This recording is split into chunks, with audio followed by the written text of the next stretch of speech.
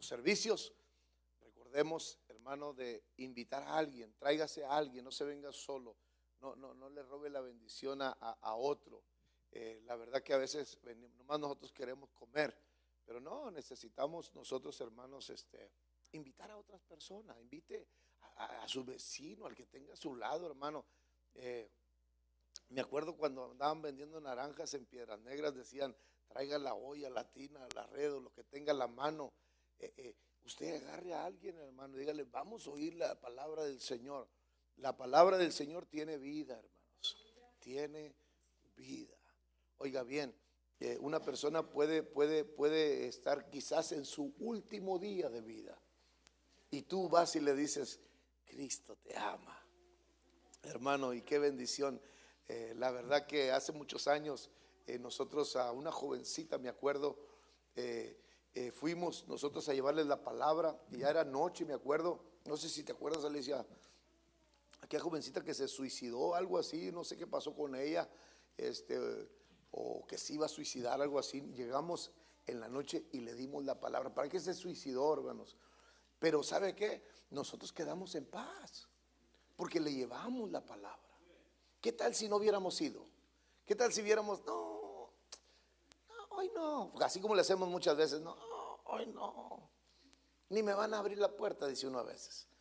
Pero no, ¿y qué tal si esa persona se suicida esa noche? Yo me acuerdo, parece que se suicidó esa muchachita. Era como de 18 años, 17 años. Pero nosotros fuimos y le llevamos el mensaje. Y de ahí ellos saben lo que hacen, hermano. No siempre te van a recibir, no esperes que todo el mundo te espera con los brazos abiertos. Pero tú salvas tu responsabilidad. Amén. Amén, iglesia. Gloria a Dios. Los niños pueden pasar a sus clases. Aleluya, todos los niños. Ya los jóvenes están allá en sus clases. Gloria sea al Señor. ¿Habrá alguien que venga por primera vez en esta noche? Si hay alguien que viene por primera vez, nomás levante su manita. Gloria sea al Señor. No, somos los fieles, ¿verdad que sí? Es un remanente, el remanente. Oiga bien, hay un remanente en cada iglesia, hermano. Cuando usted viene a la iglesia los domingos y usted la mira bien llena, esos son los cadocho. Los cadocho, así le dicen, ¿verdad? Cadocho. Mire, hermano, en el evangelio hay cristianos, crestinos y cretinos.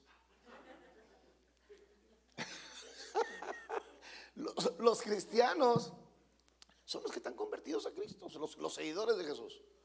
Los crestinos son los que se la llevan suave. Hoy no, le sacan la mano para afuera, así mire, hoy está frío, hoy está caliente. Bueno, esos son los cristinos. Y los cretinos, sí, los que no tienen ningún temor delante del Señor. Amén, ellos les va. Pero no, aquí estamos puros cristianos, ¿verdad que sí? El que no sea cristiano, levante su mano. Todos son cristianos. Démonos un aplauso, hermano. Gloria sea al Señor. Esta noche le dije a mi hermano Iván Martínez. Iván Martínez, recordemos algo, hermano. Iván Martínez se está preparando porque de aquí a un año va a dar a luz una iglesia. La iglesia de Luling, Texas. Él es el pastor de Luling, Texas. So, de aquí a un año nosotros, o sea, de enero, el próximo año, abrimos la iglesia de Luling y el pastor. Así que el pastor esta noche va a compartir la palabra. Dios les bendiga, hermanos. Pregúntale al que está a su lado, ¿cuál llamado tienes, cristiano o cretino? Porque vamos a hablar del llamamiento. Vamos a hablar sobre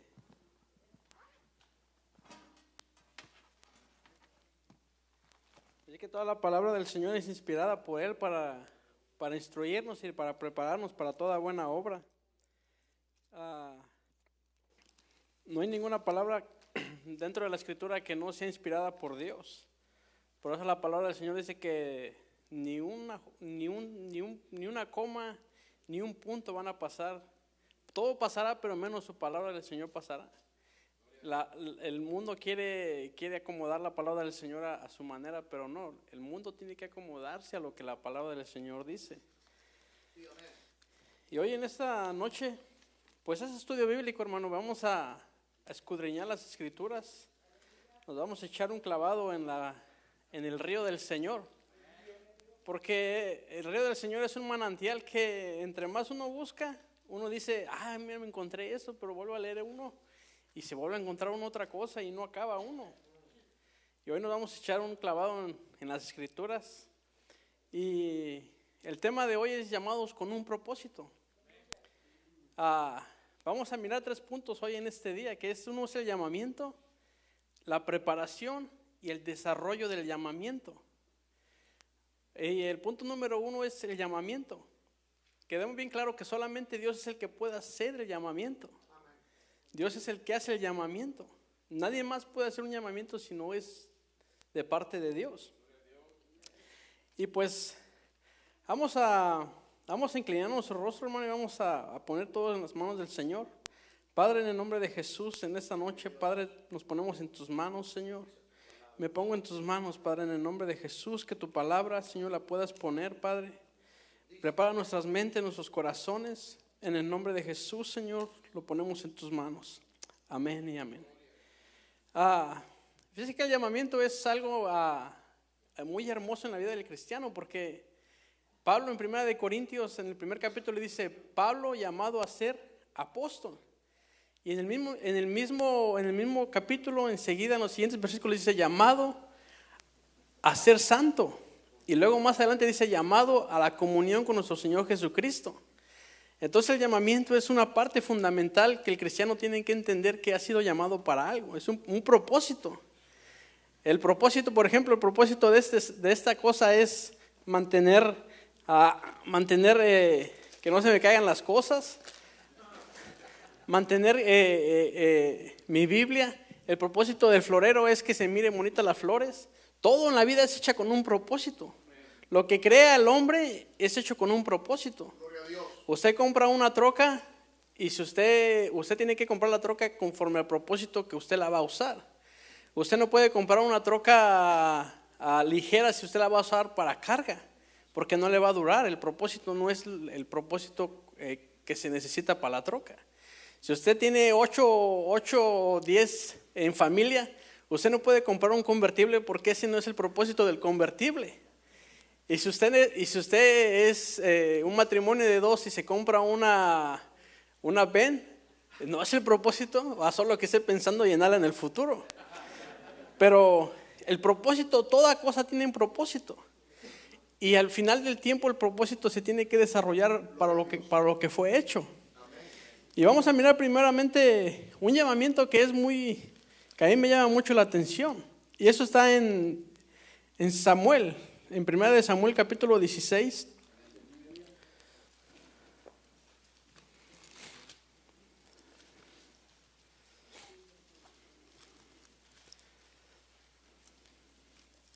Primera de Samuel capítulo 16,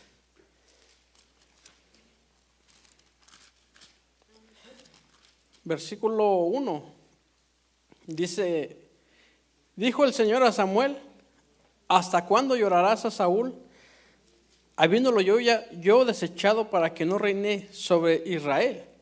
Llena tu cuerno de aceite y ven, te enviaré a Isaí de Belén, porque de sus hijos me he provisto de rey.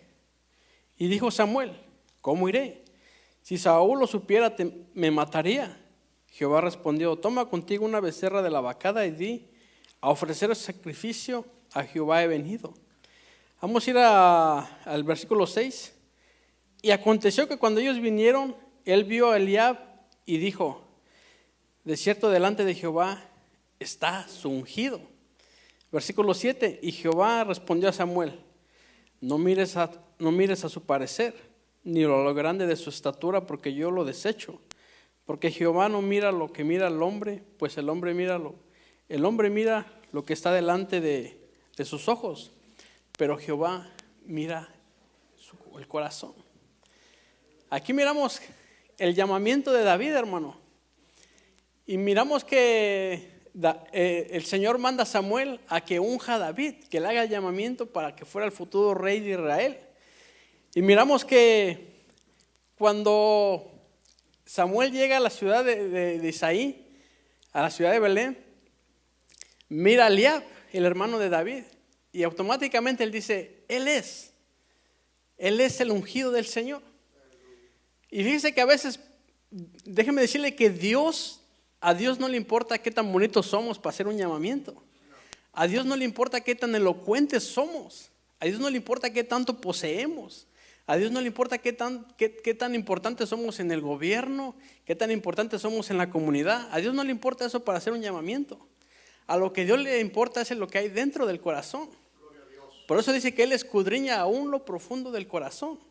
Porque Él sabe las intenciones que nosotros tenemos aún. Antes de hablar, sabemos las intenciones que tenemos. Es por eso que dice que el Señor no mira al parecer de los hombres. El Señor cuando hace un llamamiento no lo va a hacer conforme a lo bonito que uno es o al hermoso parecer. Y miramos el llamamiento que le hace a David. Y dice, y Jehová respondió a Samuel, no mires a su parecer, ni a lo grande de su estatura. Fíjese, a lo grande era grande. Era grande. ¿Cuánto mediría? No se sabe. Tal vez era más grande que Saúl. Porque acuérdense que el más grande le llegaba a Saúl hasta los hombros. No se sabe qué tan grande era Eliab, pero de que era grande, porque la palabra del Señor lo dice. Dice, porque Jehová no mira lo que mira al hombre, pues el hombre mira lo que está el hombre mira lo que está delante de sus ojos, pero Jehová mira el corazón. Una de las primeras cosas que Dios mira para hacer el llamamiento es lo que hay dentro de nuestro corazón, hermano. Nuestro corazón. Por eso la palabra del Señor dice que engañoso es el corazón más que todas las cosas. ¿Quién lo conocerá? Y nada más hay alguien que lo conoce, Dios. Por eso Él conoce las intenciones que hay dentro de nosotros.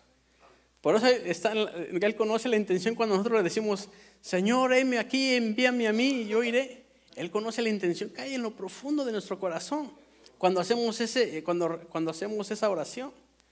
O cuando decimos, Señor, provéeme esto, Señor, pues si tú me provees y me bendices, Señor, yo voy a dar. Si tú me das $1,000,000, yo voy a dar $500,000.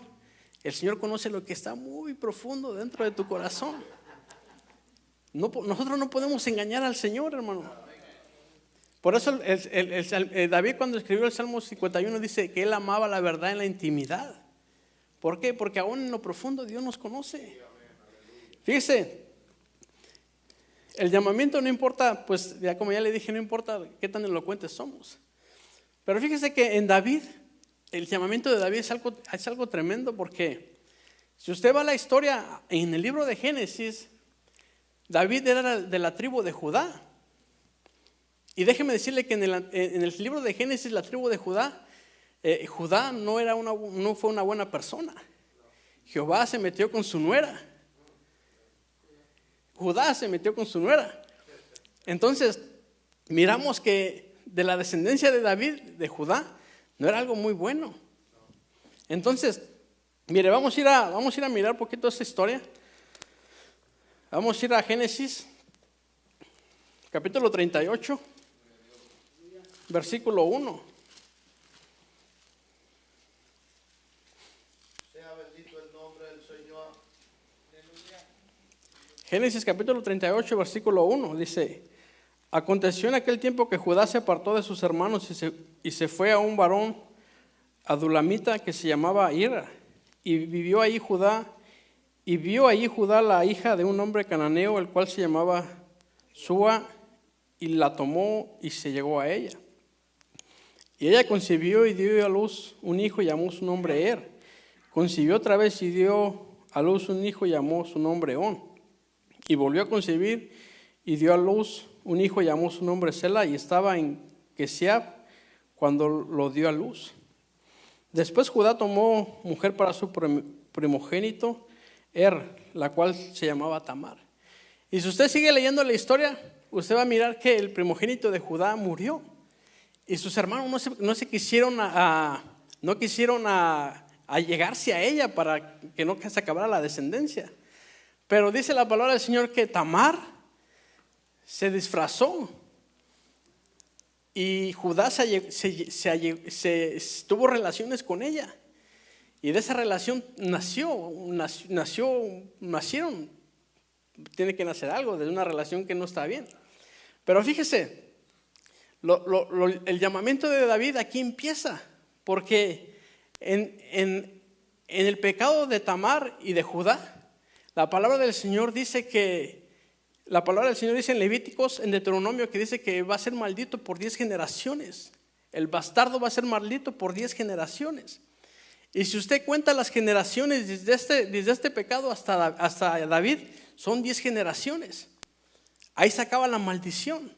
Entonces, el llamamiento se lo hacen a David cuando se acaba la maldición de Tamar y de Judá. Si usted va y lee la historia, son 10 generaciones que se acaban. Porque usted lo va a leer en Deuteronomio, déjeme se lo doy para que no, Deuteronomio capítulo 22, versículo 21, usted va a mirar. La palabra del Señor dice que son 10 generaciones que un bastardo no va a entrar en la congregación del Señor. Se acaban las 10 generaciones de Judá hasta Isaí y viene el llamamiento de David. Fíjese, el llamamiento de David. Tuvo que pasar 10 generaciones para que Dios llamara a alguien de la tribu de Judá. Y lo llama para ser ungido por rey. Y lo unge el Señor por rey, no por ser bueno, sino porque la palabra del Señor dice que David era conforme al corazón del Señor. Él iba a hacer todo lo que el Señor quería que David hiciera en la tierra. Entonces, vemos el llamamiento de David. Es un llamamiento que uno dice, pues, pudo haber llamado a otro, pero si usted mira la historia, es un llamamiento que yo digo, ¿cómo? Yo al leer la historia digo, ¿cómo Dios es un Dios que guarda las promesas, guarda su ley, guarda lo que Él dice? Dios es un Dios que no se arrepiente. Entonces, miramos el llamamiento de David. Ahora, vamos a estudiar los 3 llamamientos. Ahora vamos a ir al llamamiento de Pablo. Fíjese, el llamamiento de Pablo. Un punto número 1 de Pablo era perseguidor de la iglesia. En la Biblia no se relata otra historia de otro que no sea como Pablo, que perseguía a la iglesia. Presente en la muerte de Esteban. Consintió en la muerte de Esteban. Pero también era estudiado en la ley. Fue estudiado por Gamaliel.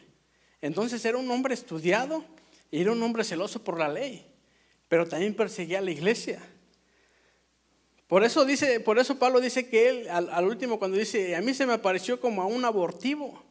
Por eso, de todo lo que hizo Pablo, cuando Dios lo llama, dice Pablo que a él se le apareció como a un abortivo. Después de todo lo que él hace, después de todo lo que Pablo hace contra la iglesia, en los hermanos en Damasco, y consigue cartas para sacar a los cristianos, Dios lo llama. Dice, Dios lo llama. Por eso no debemos de decir, ¿cómo Dios va a llamar a aquel hermano? ¿Cómo Dios va a llamar a aquel drogadicto? No, yo no quiero ir a predicar a los borrachos porque ¿cómo Dios va a sacar algo bueno de un borracho? No, de ahí nos sacó a nosotros. Entonces, Dios llama. A Dios no le importa nuestro pasado. Dios está mirando lo que puede hacer con nosotros en el futuro, en el presente. A él no le importó lo que Pablo hizo, miró y estuvo de acuerdo en la muerte de Esteban. A él no le importó. Él llamó a Pablo. Y así nos ha llamado a cada uno de nosotros. Si uno se pone a pensar por 5 minutos, póngase a pensar lo que Dios le ha perdonado a usted. Dijo el Chapulín Colorado, no contaban con mi astucia. ¿Se acuerda uno de cosas que en verdad uno dice, el Señor tuvo misericordia de mí, metió su mano en el muladar? Fíjese, una mano santa, hermano, meter la mano en el muladar y nos saca y nos limpia. La otra vez yo estaba pensando, me entré a una tienda de antigüedades y hay cosas que la gente no quiere, cosas antiguas, hay cosas que son ya tienen hasta mojo, pero la gente las compra y las vuelve a restaurar. Y cuando las restaura quedan ir, hermano, dice uno, ¿a poco eso era lo que estaba allá? Bueno, así era la vida de uno, si usted se pone a pensar. Uno estaba en aquel rincón de aquella tienda del mundo donde nadie daba un tostón por uno. Pero el Señor va y nos agarra, nos trae y nos manda al taller de hojalatería y nos empiezan a quitar todo el mojo y nos echan nuestro bando y nos pintan y después andamos ahí, bien de caché, como dice el pastor. Pero el Señor es el que hace la obra. Y Él nos llama. Entonces, al Señor no le importó lo que Pablo hizo. Si el Señor fuera un Dios que no tiene misericordia, en ese momento hubiera acabado con Pablo. Ahora fíjese el otro llamamiento, el de Pedro. Pedro, ¿qué podemos decir de Pedro? Era un pescador. No tenía nada. Lo único que tenía era una red de rotas. Cuando se lo encontró el Señor, estaba pescando. Por eso el Señor no se fija en lo que nosotros le podemos ofrecer a Él. Él no se fija en lo que usted le puede ofrecer o en lo que yo le puedo ofrecer, no. Porque nosotros no podemos darle nada al Señor. Lo único que podemos darle es la alabanza y la adoración. Dice, Pedro tenía sus redes rotas, por eso el Señor no se fija en nuestra condición.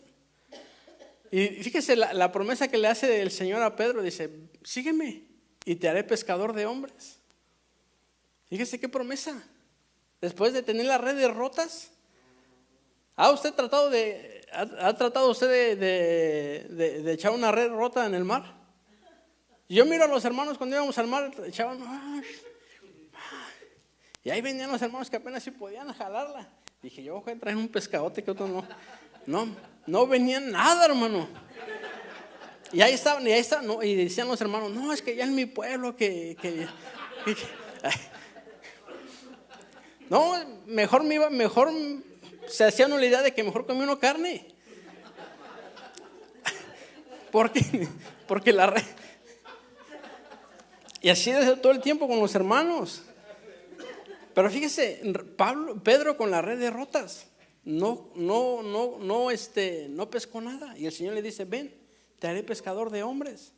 Le hace el llamamiento al Señor. Vemos el llamamiento de David, el llamamiento de Pablo y el llamamiento de Pedro. Ahora pongo usted en ese llamamiento también. Yo me pongo en ese llamamiento. Ahora fíjese, el llamamiento requiere una preparación para llegar a cumplir ese llamamiento. Requiere una preparación. Y en la preparación es donde muchos nos hacemos que no nos gusta. Es como cuando, por ejemplo, dice usted, empezó el año y dice, ahora sí voy a ir al gimnasio. Y estoy seguro que el gimnasio es cuando más dinero hace a principios de año. Porque todos empiezan a traer sus llavecitas del gimnasio, y que Herbalife, y que Nutrilite. Y se sufre.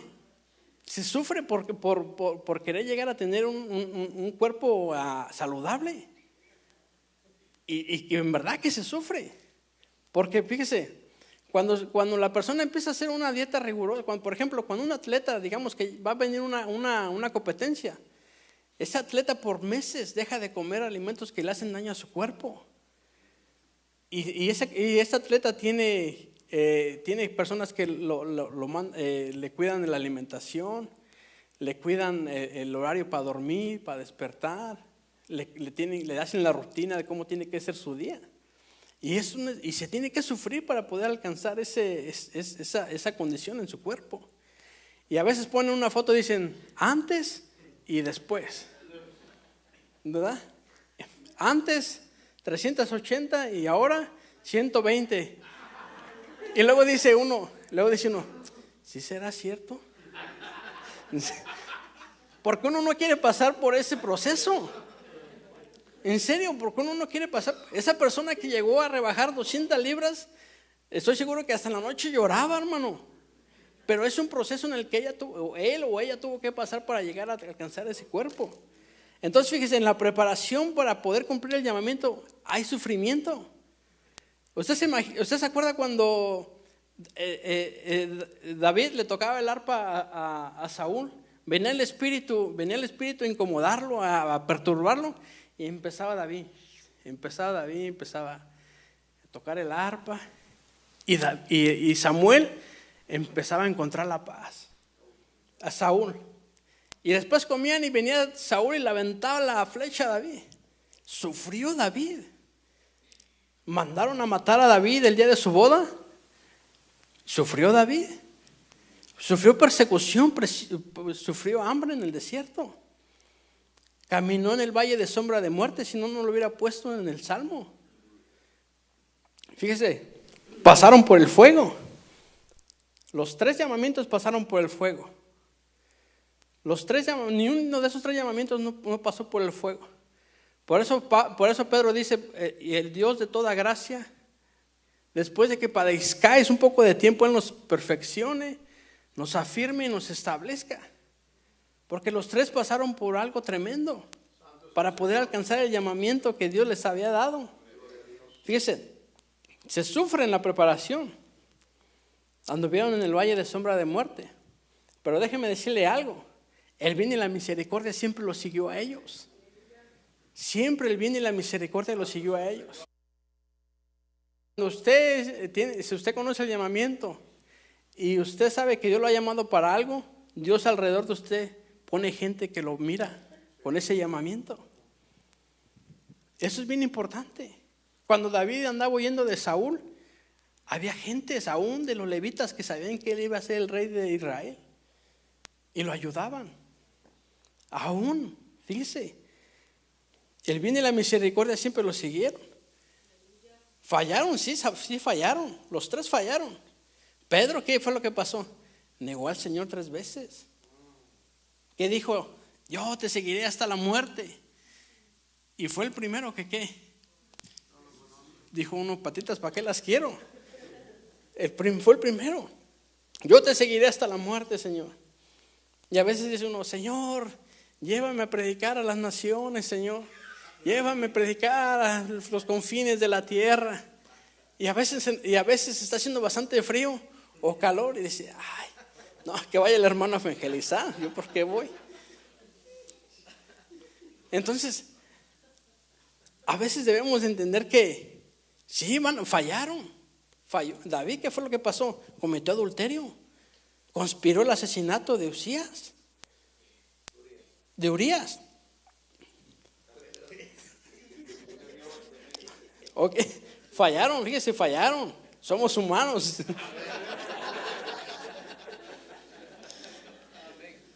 Pecaron, hermanos, sí, pecaron. Los 3 pecaron.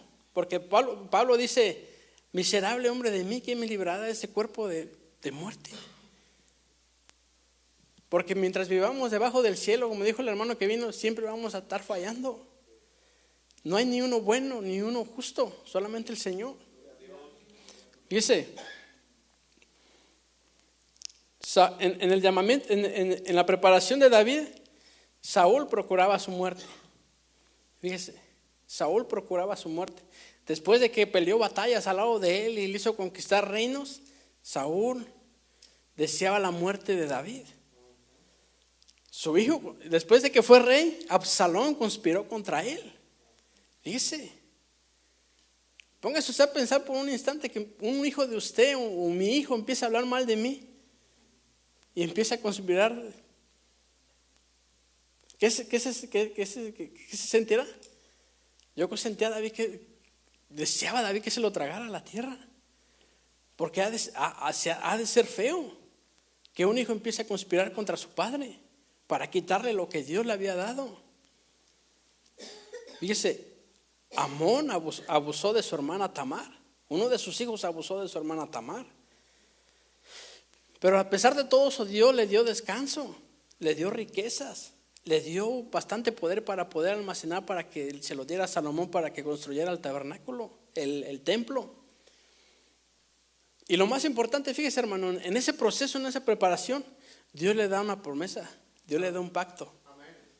Que su reino iba a ser siempre eterno. Gloria a Dios. Siempre iba a ser eterno el reino de David, de la tribu de Judá. Siempre me puse a pensar, ¿por qué el Señor no escogió a alguien de Leví, sino de Judá? Si los de Leví eran los que trabajaban en el templo, eran los que ministraban las cosas sagradas del Señor, y fue de la tribu de Judá. Fíjese, le dio un pacto. Vamos a ir a 2 de Samuel capítulo 7.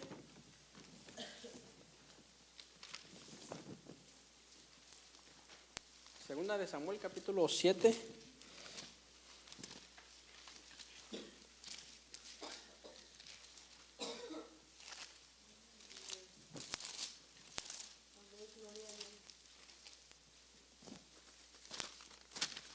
Y Y ese pacto se lo da el Señor a David cuando David le revela el secreto de su corazón al profeta Natán, de que él quiere construir la casa para el Señor. Pero fíjense en el capítulo 7, versículo 17, dice: y será firmada tu casa y tu reino para siempre delante de tu rostro, y tu trono será estable eternamente. Eternamente, fíjese, hermano, eternamente. No iba a tener fin el reinado de David. Siempre él iba a tener un sucesor en el trono. Nunca se iba a acabar ese rey en el trono de la tribu de Judá. Y eso se cumple cuando viene el Señor Jesucristo. Él está reinando ahorita. Él es descendiente de la tribu de Judá. Entonces ahí se cumple ese pacto. Sí sufrió, pero Dios le cumplió el pacto que dice que siempre iba a haber alguien sentado en el trono de él, perpetuamente y para siempre. Y se cumplen en la venida del Señor Jesucristo, porque Él es el león de la tribu de Judá. Y su reino es para siempre, su reino es septiterno, su reino no tiene fin. Por eso dice que siempre el reinado de David siempre va a ser eternamente y para siempre. No iba a tener final. Entonces fíjese, la preparación sí hay sufrimiento, pero Dios también nos da la victoria. Y Dios nos da promesas. Y Dios nos las cumple. Fíjese, miramos lo que sufre David, pero ahora vamos a mirar lo que sufre Pablo. Pablo fue azotado, estuvo preso en la cárcel de Filipos. Y estuvo preso, ¿y qué fue lo que hizo? Empezó a cantar, empezó a entonar himnos, y dice que la cárcel empezó a temblar. Y las puertas se abrieron. Y salió.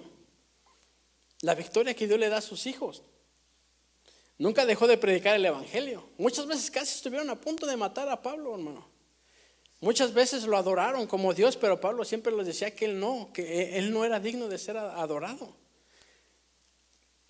Y fíjese lo que dice en la falla, en lo que siempre le digo, siempre como humanos siempre vamos a fallar. Por eso en Romanos capítulo 7, versículo 23, Pablo dice: miserable hombre de mí, ¿quién me librará de ese cuerpo de muerte? En Romanos capítulo 7, versículo 23, miserable hombre de mí, ¿quién me librará de ese cuerpo de muerte? Entonces, ahora vamos a mirar a Pedro, el llamamiento de Pedro. Cortó oreja a Pedro, hermano. Y se la cortó nada más ni nada menos que al siervo del sumo sacerdote. No se la cortó de perdida, se le hubiera cortado a un romano, pero se la cortó al siervo del sumo sacerdote. El que era el que mandaba en los ritos en todo Israel, el sumo sacerdote. Negó al Señor 3 veces. Actuaba diferente con los gentiles y actuaba diferente con los judíos. Por eso le digo que todos en el llamamiento fallamos. Sí vamos a fallar, pero tengan misericordia de aquellos que han sido llamados. Fallamos. Y usted también va a fallar, hermano, en su llamamiento. Fíjese, Pedro, a pesar de todo eso, tuvo la revelación de que Jesús era el Cristo. Fue el único que se atrevió a decir: tú eres el Cristo, el Hijo del Dios viviente.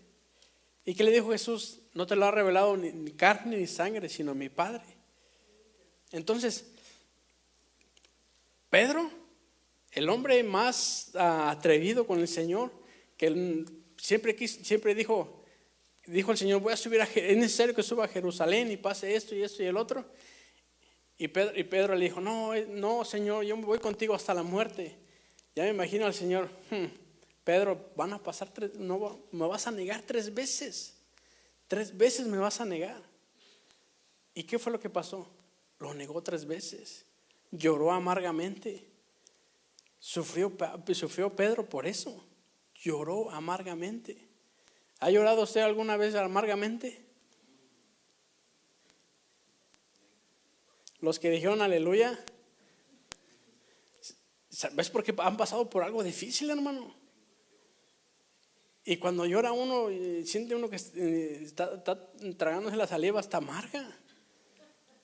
Pero fíjese, a pesar de todo lo que ellos, el llamamiento, lo que sufrieron, el preparamiento para cumplir el llamamiento que ellos hicieron, a pesar de todo eso, ellos se mantuvieron firmes.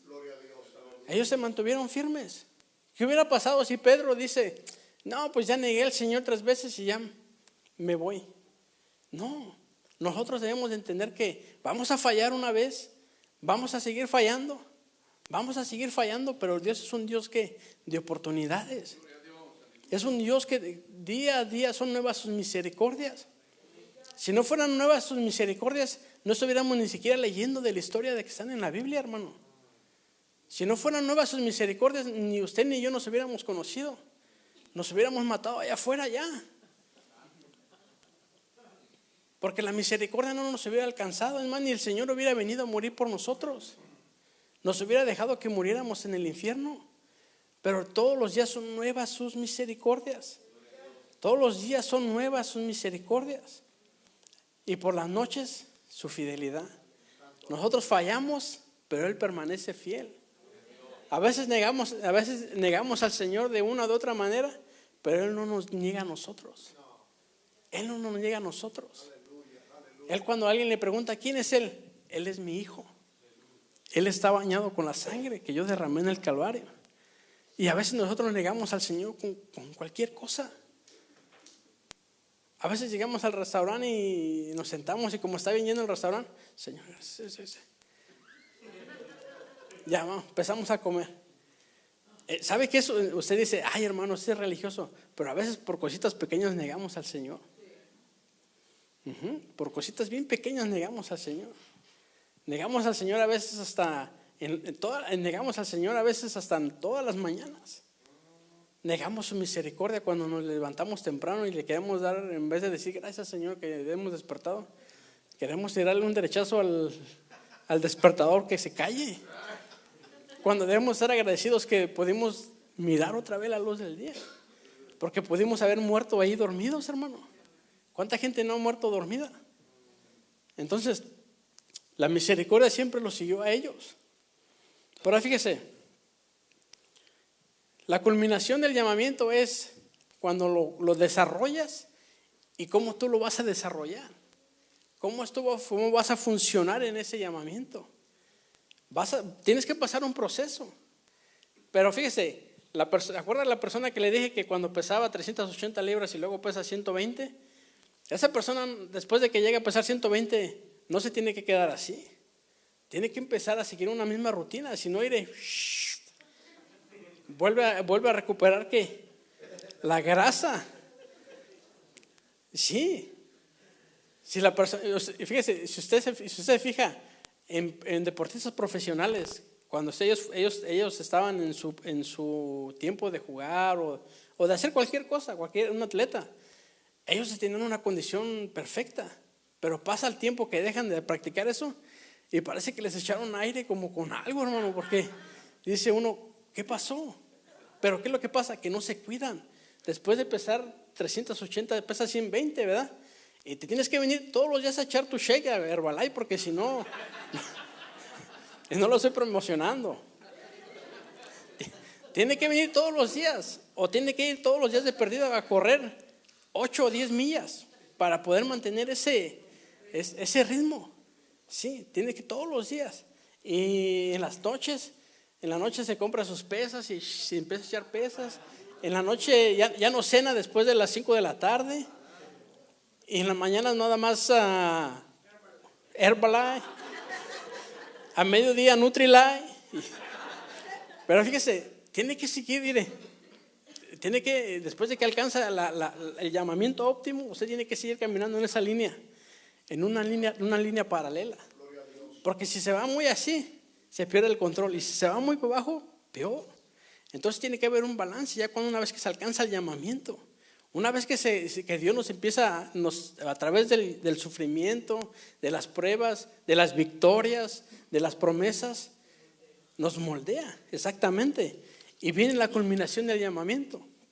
Fíjese, después de todo lo que pasó David fue rey. David fue rey. Y dice que reinó y siempre hubo paz en su reino. Fue un rey con sabiduría. Fue un rey que juzgaba mejor. La Biblia dice que no hubo otro con mejor con sabiduría como Salomón. Pero fíjese, yo me pongo a pensar una cosa. Salomón con tanta sabiduría se inclinó hacia otros dioses. Y David nunca se le arrodilló a ningún santo. ¿Qué conocimiento? Tan fácil, tan sencillo, que es saber que Dios es el único que se tiene que adorar. Fíjese, David fue rey y su trono es establecido perpetuamente y para siempre. Cuando lleguemos al cielo, vamos a mirar al Señor Jesús sentado en el trono de David. La promesa siempre va a estar ahí, hermano, fíjese, la promesa siempre va a estar ahí. Dice, en Jesús se cumple el pacto que hablamos de que su trono será eternamente y perpetuamente para siempre. Dice, Pablo fue el perito arquitecto de la iglesia. El perito arquitecto de la iglesia. Cuando usted agarra unos planos para hacer algo, hermano, vienen firmados por el arquitecto que los hizo. Y ese que los hizo no es cualquier arquitecto. Y usted se da cuenta cuando hacen un plano. Usted va a ver un trabajo y le dicen, aquí está el plano del arquitecto, del ingeniero. Y usted mira y a veces le dan una hoja como este. Y dice uno, ¿este es arquitecto? Pero Pablo, fíjese, dice la Biblia que Pablo es el perito arquitecto de la iglesia. Él puso el fundamento. Por eso dice que ya después uno se tiene que fijar y tener cuidado cómo va uno sobre edificar sobre el fundamento que ya está puesto, que es Jesucristo. Al final de su carrera él solo esperaba la corona de justicia. Y dice que también la tienen que esperar todos aquellos que esperan la venida de nuestro Señor Jesucristo. Y aquellos que han corrido la carrera. Aquellos que han guardado mantenerse en la línea de las 120 libras van a llegar al final y van a alcanzar la corona de justicia. Pero si se mantienen en esa misma dirección, y si no se mantienen en esa misma dirección, puede que fluctúe el llamamiento. Por eso tiene que después de que es la culminación del llamamiento, tiene que haber una línea paralela donde tienes que caminar tomado de la mano del Señor. Ya conoce uno al Señor. Ya conoce uno que el Señor es nuestro proveedor, conoce uno que el Señor es el que nos da todo lo que necesitamos. Entonces fíjese, en 2 de Timoteo capítulo 3 versículo 6 habla sobre la corona de justicia. Dice, Pedro, la culminación de su llamamiento fue cuando predicó en el Pentecostés. 3,000 almas, hermanos, se salvaron en el primer mensaje de Pedro. Aquel que había negado al Señor. Aquel que había mochado oreja, aquel que había tenido la revelación de que Jesús era el Cristo, en el primer mensaje, 3,000 personas. Y dice que con la sombra de Pedro, dice que Pedro caminaba en las calles y con la sombra de Pedro se sanaban ¿qué? Los enfermos. Por eso Dios cuando llama, hermano, y a Dios no le llama cuáles son tus defectos. A Dios no le importa si tú eres... Él sabe que nosotros le vamos a fallar. Para Él el futuro ya es pasado. Él sabe lo que vamos a hacer nosotros mañana. Él sabe lo que vamos a hacer ahorita. Él sabe lo que usted está pensando de mí. Yo sé lo que yo estoy pensando de usted. ¿Por qué? Porque Él es omnisciente, Él es omnipresente. Él sabe, hermano. Nosotros a veces nos hacemos los vivarachos, ¿verdad? Como decir, el Señor tal vez no sabe. Pero el Señor nos puede decir como Job, a ver, dime, ¿dónde estabas tú cuando yo hice esto? Cuando yo formé esto. Entonces, Él sabe. 3,000 personas fueron salvas en el primer discurso de Pedro. Después, lo mandan a darle la salvación a los gentiles. Y le dan las llaves del reino. Aquel que lo había negado 3 veces. ¿Por qué? Porque Dios es un Dios de oportunidades. Por eso el Señor cuando los volvió a encontrar le dijo, Pedro, ¿me amas? Pedro, ¿me amas? Pedro, ¿me amas? ¿Qué dijo Pedro? Señor, tú lo sabes todo. Y a veces es tan fácil decirle sí al Señor cuando viene el Señor y nos confronta de algo que hicimos, y a veces nos queremos excusar en vez de decirle, Señor, tú conoces mi corazón. Pedro le dijo, tú lo sabes, tú conoces todo. Entonces le dice, apacienta mis ovejas. ¿Y qué fue lo que pasó? Empezó Pedro a empezar a hacer eso. Fue el que se puso de pie en el día del Pentecostés y dijo, esos no están ebrios como ustedes dicen. Eso es lo anunciado por el profeta Joel. En los posteros días derramaré de mi espíritu. Miramos que Dios, hermano, aunque nosotros fallemos, todos nosotros tenemos un llamamiento, hermano. Todos nosotros tenemos un llamamiento. Y usted tiene que honrar ese llamamiento. Usted tiene que caminar en ese llamamiento. Usted dice, hermano, pero yo quiero ser pastor. Hermano, déjeme decirle que le tiemblan a uno las corvas. Uno examina las cosas. Uno dice, muchos dicen, hermano, yo quiero cantarle al Señor, quiero ministrar la alabanza. Hermano, pero escudriña el llamamiento que Dios te ha dado. ¿Qué es lo que Dios te ha dado? Tal vez el llamamiento de Dios es que tú estés intercediendo. Ese es tu llamamiento. Tal vez el llamamiento que Dios te ha dado es el de servir. Pues ese es tu llamamiento. Hónralo. Por eso Pablo dice, yo honro mi ministerio.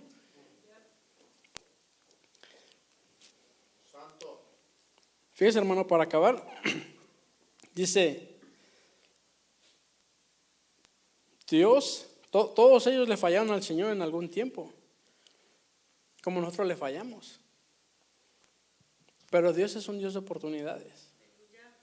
Dios es un Dios de oportunidades que si usted se cae y yo me caigo, Dios viene y nos extiende la mano y nos vuelve a levantar. Dios es un Dios que siempre va enfrente de nosotros.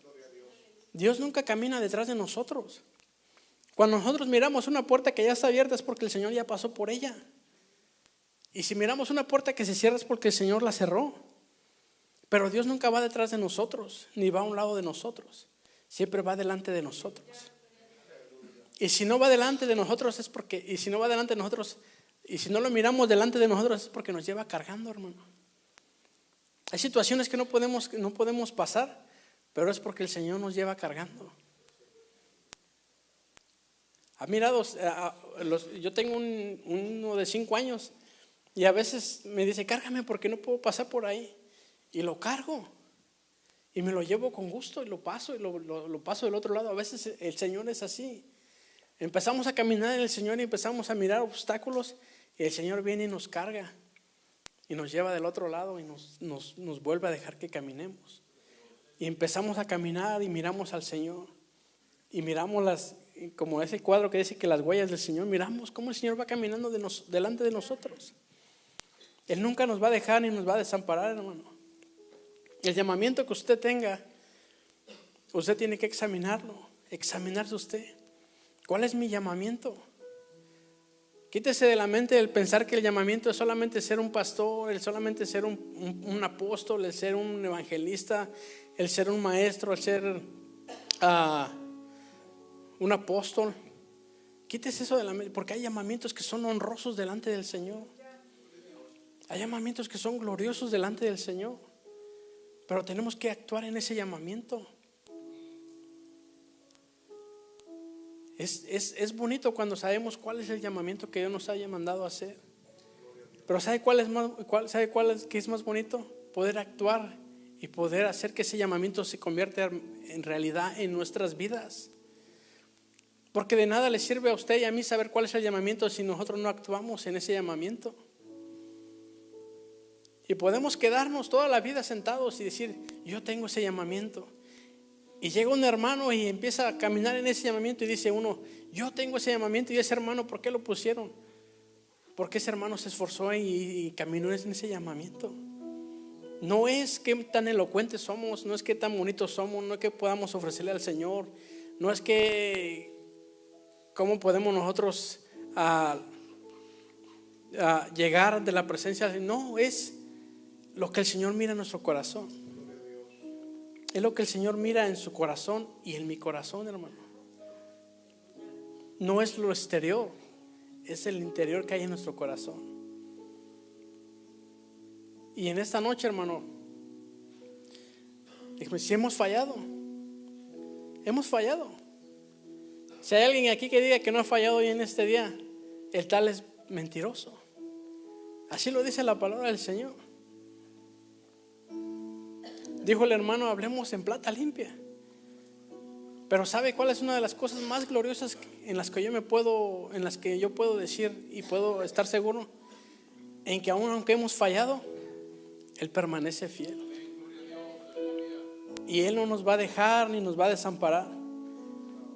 Porque el que hace el llamamiento y el que da dones, es irrevocable lo que Él ha hablado. Entonces, en esta noche, hermano, déjeme decirle, el que usted cumpla el llamamiento que Dios le ha dado va a depender de usted. No va a depender de Dios. Dios ya dio la palabra. Dios mandó a ungir a David. David tuvo que hacer el resto, esperar, caminar en el desierto, caminar en el valle de sombra de muerte, pero llegó al llamamiento que le estaba esperando, el ser rey. Y nosotros tenemos que seguir caminando para llegar a ese llamamiento. Dios los bendiga, hermanos, y den un aplauso al Señor.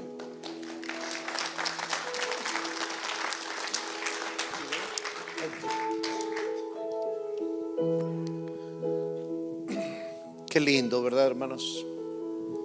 Qué hermoso es la palabra del Señor. La verdad que